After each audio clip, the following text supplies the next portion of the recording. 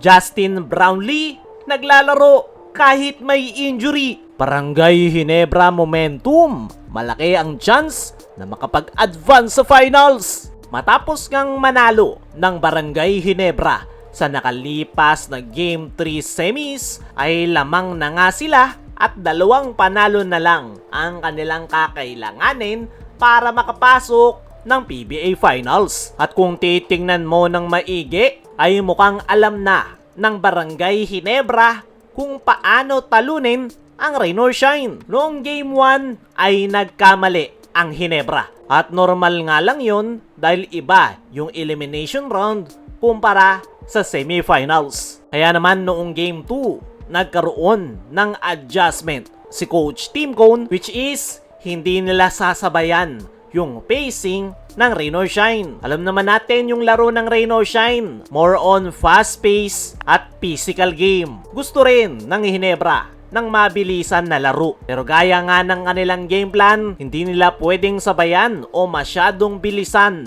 yung tempo ng laro dahil papabor yan sa Rain or Shine. Bagkos, yung naging adjustment ni Coach Tim ay mabilis pa rin, pero yung bilis ay sasakto lang sa kanilang game plan at kanilang sistema na triangle offense. Hindi sobrang bilis, hindi naman mabagal. Kumbaga, saktong bilis lang para hindi mag-benefit ang Rain or Shine. At yan nga yung dahilan kung bakit nakadalawang panalo na ang Barangay Ginebra ngayong semis. Dahil alam na nila kung paano yung tamang tempo para talunin ang Rain or Shine dahil alam ni Coach Tim na kapag sinabayan nila yung Rain or Shine ay dun sila alanganin. Sa ngayon ay nasa Barangay Ginebra ang momentum. Alam naman natin kapag meron yan ang Barangay Ginebra, mas lalong nagiging maganda yung kanilang ipinapakita. Isa pa sa nakikita nating magandang sign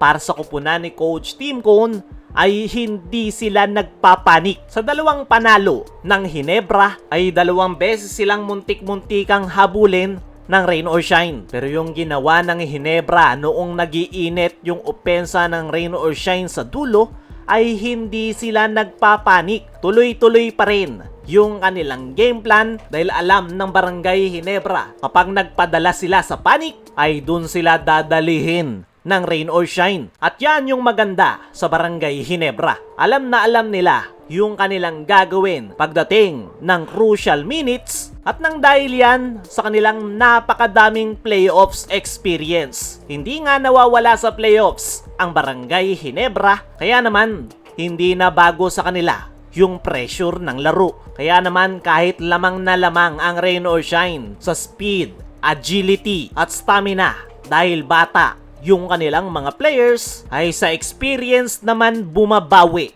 ang Barangay Ginebra.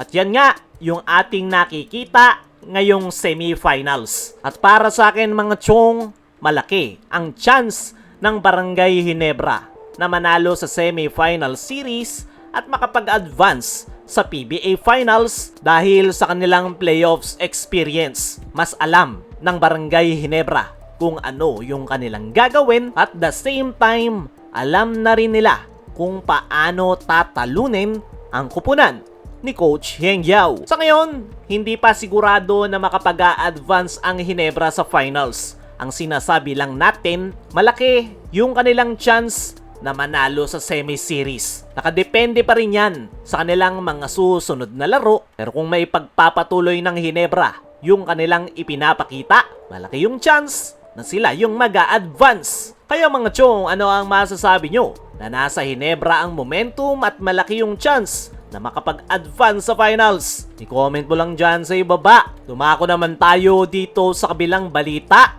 Justin Brownlee naglalaro kahit may injury. Ngayong semifinals nga mga chong ay consistent ang pinapakita netong si Brownlee. Nandoon yung kanyang contribution, lalong-lalo na sa opensa, na parang walang iniinda. Pero para sa kaalaman ng lahat, merong iniinda itong si Justin Brownlee at naramdaman niya yan noong quarterfinals kontra Phoenix Fuel Masters. At mapapansin natin yan ngayong semifinals kung saan iniinda ni Justin Brownlee ang nasabing injury. Pero pinipilit pa rin itong maglaro para tulungan ang kanyang kupunan. Ganyan kadedikado si Justin Brownlee na muling mabigyan ng kampyonato ang Ginebra.